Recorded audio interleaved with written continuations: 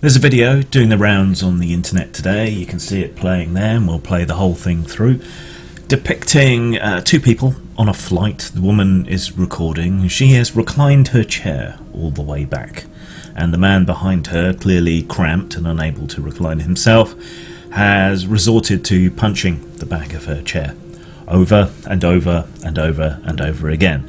And opinion seems divided over who is being the dick in this situation. And being British and therefore a master of all things etiquette related, I thought I'd give you the British perspective on this, or at least my British perspective on this.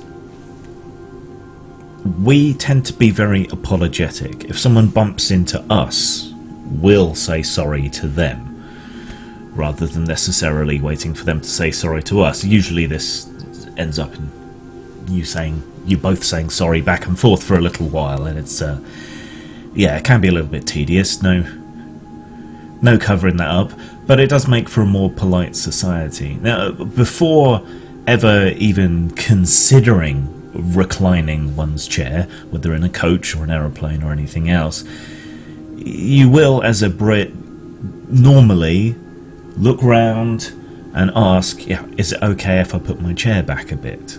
If there was the slightest possibility you're going to be an inconvenience to anyone, or they will, mortified, ask gently if you could possibly move your seat back up if you've moved it back too far. So clearly, I guess she didn't ask, and didn't get permission to do so, and so pushing your chair right back to that extent, cramping the person behind you, that's a dick move.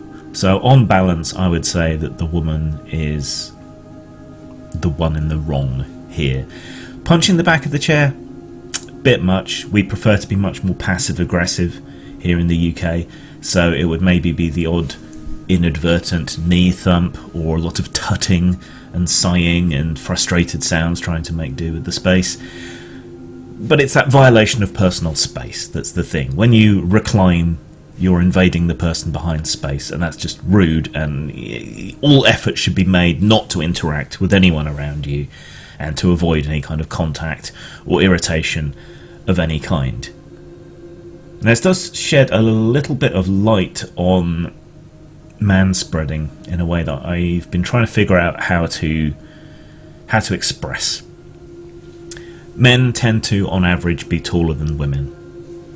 It's just biology, it's just a fact.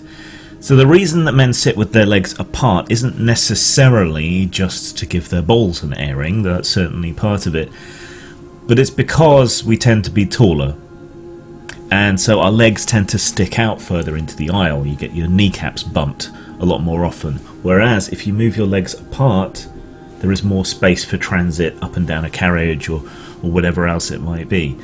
On an aeroplane, you don't really get much opportunity to do that, which does also tend to mean that you're in much more risk of being bumped if someone reclines their seat back.